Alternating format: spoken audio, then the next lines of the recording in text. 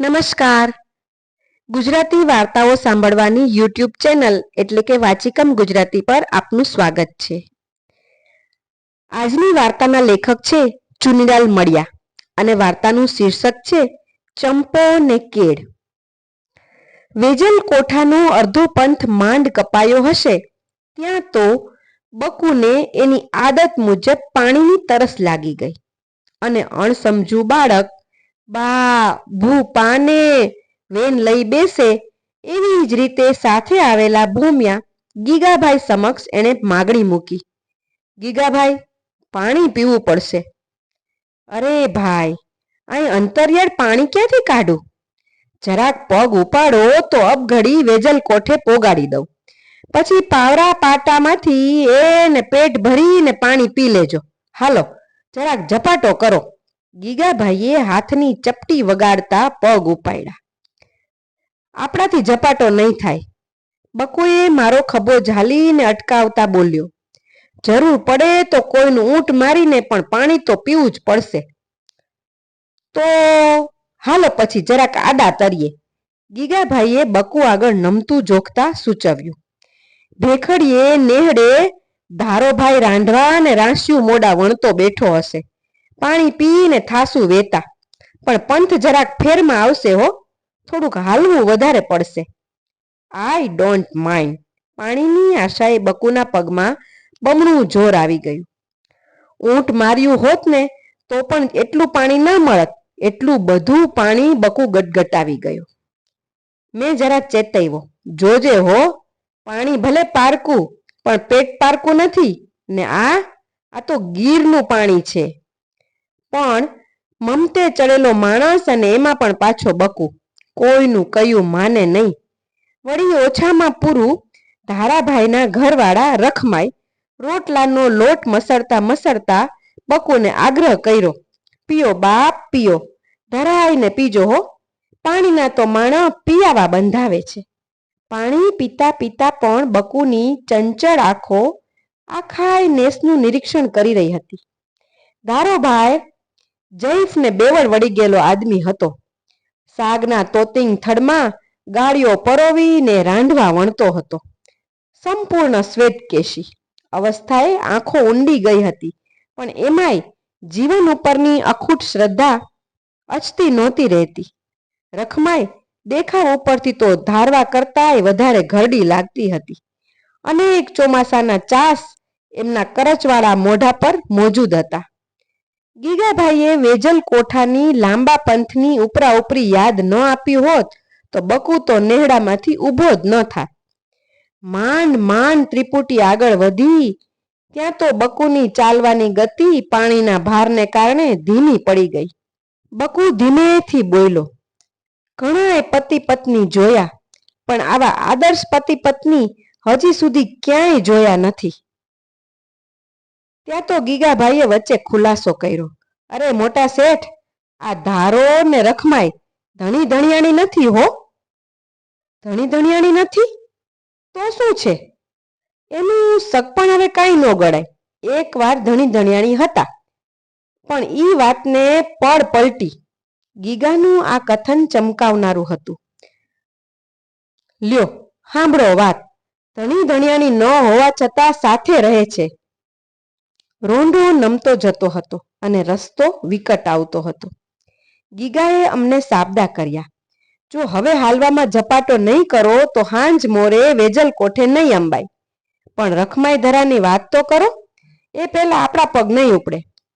ગીરની એક પછી એક ધાર ચડતા ઉતરતા અમે આગળ વધતા હતા. ચારે બાજુ જામેલી ઘટા ટોપ વનરાજીમાંથી જીવજંતુઓ અને પક્ષીઓના વિચિત્ર અવાજો એક સામટા સંભળાતા હતા. ભાઈ, ધારો આજ તો અવસ્થાએ પહોંચી ગયો પણ એકવાર આ ગળમાં એનો દાયકો હાલતો હતો. ધારાના નેહડે 5 વ્યૂહથી બમણા માલનું ખાડું દૂજે. નેહડે રખમાય રોટલા ઘડતી થઈ તે દીથી ધારાનો આવતો દી થયો એમ ધારો પલ્યે કબૂલ કરતો. રખમાય લીલ પગલી લખમી હતી. આખી ગરમાં ધારાના નામની ફે ફાટે. ચાચઈના ડુંગરમાં એક દીપડાને ડંગોરે ડંગોરે ગુડી નાખ્યો. ને તે દીથી ધારાની હાક બોલવા માંડી. જેવી ધારાની જુવાની એવી જ રખમાઈની. કાચો પોચો માટી તો રખમાઈના મોં ઉપર બે આંખું ન ઠેરવી શકે એવા જાજરમાન એના તેજ. એકવાર કોઈ મકરાણી ફોજદાર ઘોડે ચડીને ધારાના નેહડા પાસેથી નીકળ્યો. રખમાઈને જોઈને મિયાભાઈએ કંઈક ચાડો કર્યો. પછી જોઈ લ્યો એની મજા. મકરાણીને ઘર ભેગું થાવું ભોંય ભારે થઈ પડ્યું. રખમાઈના પગમાં આડોટીને કે, માવડી મેં તેરી ગૌવા. આવી જોગમાયા ધારાનું પડખું સેવે. ભગવાને સામે જોયું ને ઘેર ઘોડિયું બંધાણું. દેવના ચક્કર જેવો ઘેરે દીકરો અમરો અવતર્યો. ધારાનું નામ મોટું એમ રોટલોય પોળો. તીસે રોજ મહેમાન તો ઊભા જ હોય. એકને વડાવે ત્યાં બીજા આવી પૂગે. એકવાર સાણે ડુંગરેથી ભાઈબંધ પૂનમસિંહ આવ્યો. જડવજડ દી હતો ને મહેમાન આવ્યા એટલે ધારે અને રખમાઈએ તાણ કરીને રાતવાસો રોયકા. બીકાડી ગયરમાં સૂરજ આથમીએ માણા માઠું બહાર નીકળે. ભૂખ્યા ડાં સાવજડા મારણ કરવા હડિયાપટ્ટી કરતા હોય એવે ટાણે મહેમાનને કોણ હાલવા દે. પૂનમસિંહ તો રાતવાસો રહી ગયો. નેડાની બાર ધારાએ પોતાના પડખામાં પૂનમસિંહનો ખાટલો ઢાળ્યો ને બે ભાઈબંધુ માથા નીચે કડિયાળી ડાંગું મૂકીને સૂતા. ગાય ભેંસુનો માલ હંધોય વાડામાં પૂર્યો તેની ગંધ ઉપર સાવજડા છાતી ફાટી જાય એવી વાયણું નાખતા હતા. પણ ધારાના પેટમાં તો પાણી ન હલે. ઈ તો એમ જ માને કે કૂતરો વાય ઠેકીને અંદર ખાપકે ઈ ભેગો આ કડિયાળીએ ગુડી નાખી. ગીગાભાઈએ વાત કરતા કરતા વિસામો લીધો અને વાર્તાનું પ્રકરણ બદલાતું હોય ને એવી રીતે અમારા જેવા અબૂધોને સમજાવતા હોય એમ ધીરે અવાજે બોલ્યા, ભાઈ, આ ગૈરની વસ્તીમાં રહેનારાને નોખા નોખા ઓરડા ન જડે એટલે ભાયડા માતર બારણે ખાટલા ઢાળે ને બાયડિયું નેહડામાં. છૈયા છોકરા જંપી જાય એટલે ઈ ઘડીક બારણે આવીને ધણીને પડખું દઈ જાય. આજે તો મહેમાન છે એટલે રખમાઈ પડખું દેવા નહીં આવે એમ સમજીને ધારો તો પાછલી રાતે ઘોરી ગયો. પણ ભાઈ, રખમાઈ તો ઈ વારીમાંય જુવાન જોધ ને પાછું ચડતું લોહી. નેહડા બાર તો જાણે સોયરું ઘૂંટું હોય ને એવી કાળી ડિબાંગ રાત જામીતી.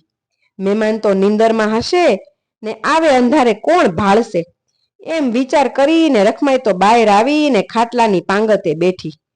એને મહેમાનના ખાટલાનું ઓહાણ ન રહ્યું. ભાઈ, બનવાકાર છે ને, તી ધારાએ કોઈ દી નહીં ને આજ ખાટલા ઢાળવામાં ભૂલ કરી નાખી. પોતાનો ખાટલો જમણી દસને હાટે ડાબી કોરે ઢાળ્યો તો. ધારો તો ઘરડ ઘરડ નાખોરા બોલાવતો થાયકો પાયકો ઘોરતો તો. થોડીક વારે ઈ પડખું ફર્યો તો કડલી રણકતી સાંભળી. અષાઢ મહિનાની મેઘલી રાતે વીજળી ઝબકે એવો જાણે કે કડલી સાંભળતા ઝબકાર થઈ ગયો. એને રખમાં યાદ આવીને તરત જ એને રોજની ટેવ પ્રમાણે ખોખારો ખાધો. રખમાઈ નેહડામાં જાવા ઉઠતી હતી ત્યાં જ પડખે ને ખાટલેથી ધણીનો ખોખારો સાંભળ્યો અને એની પોતાની ભૂલ સમજાઈ ગઈ.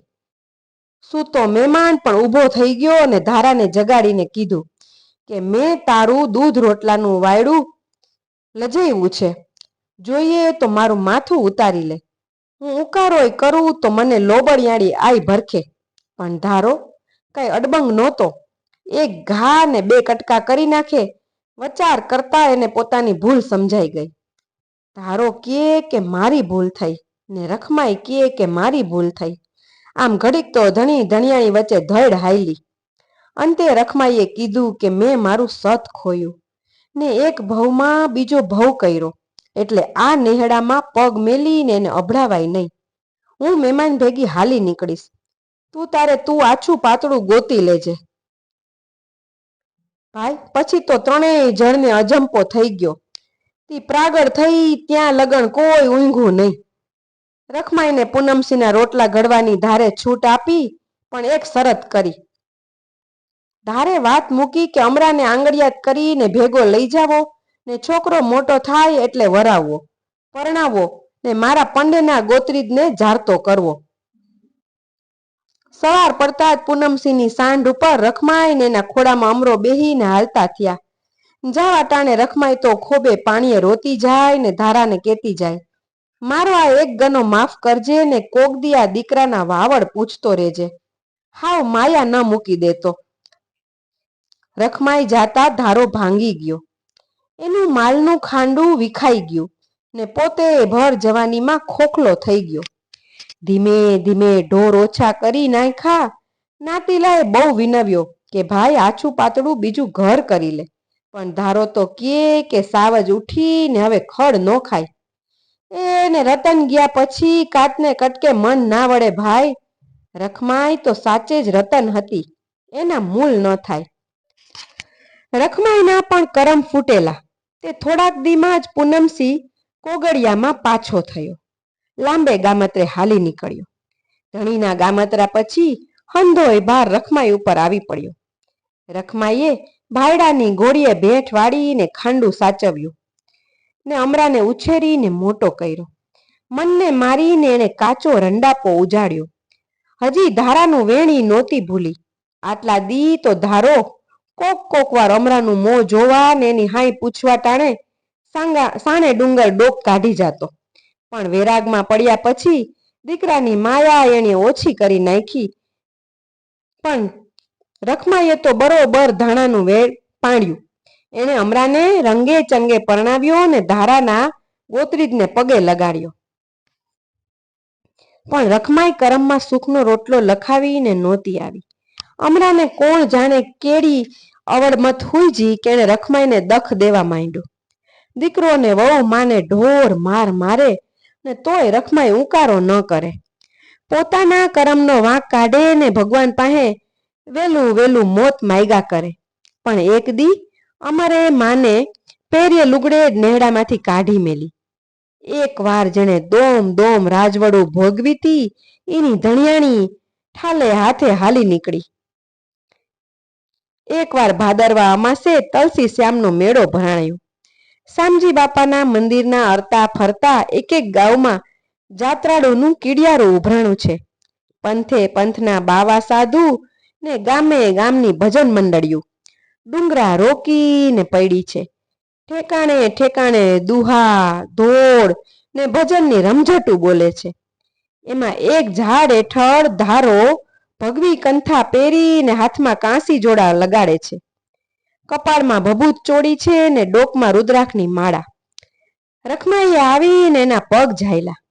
તારે હંધીએ વાત પૂછીને રખમાઈએ રજે રજ કીધી. રખમાઈનું દુઃખ તારાથી જોયું ન ગયું.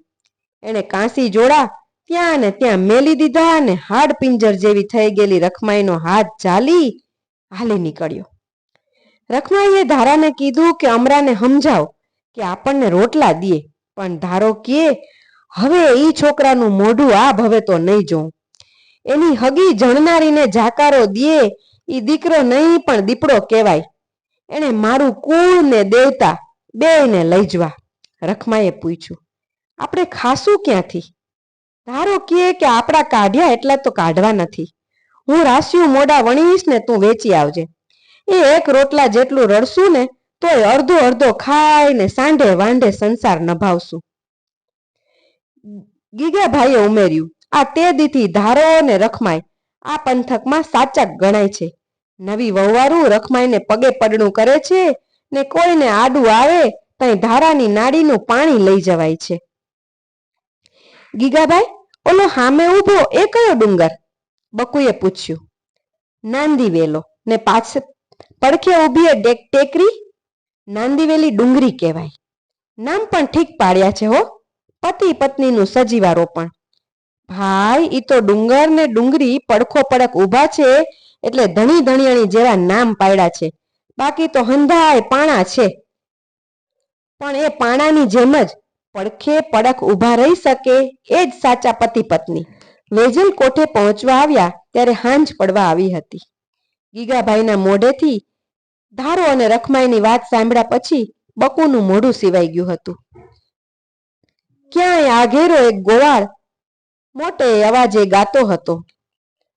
એક રે ક્યારામાં દોનું રોપિયા, આ પણ એક રે ક્યારામાં દોનું રોપિયા, તમે રે ચંપોને અમે કેળ. ગુજરાતી સાહિત્યની આવી જ સુંદર હૃદયસ્પર્શી વાર્તાઓ સાંભળવા માટે યુટ્યુબ ચેનલ સબસ્ક્રાઇબ કરો અને શેર કરો. આપને કોઈ વાર્તા સાંભળવામાં રસ હોય તો ચોક્કસપણે કોમેન્ટમાં એ વાર્તાનું નામ લખી અને મોકલી આપો. આપની વાર્તા ચોક્કસ સંભળાવવામાં આવશે. ફરી મળીશું એક નવી વાર્તા સાથે.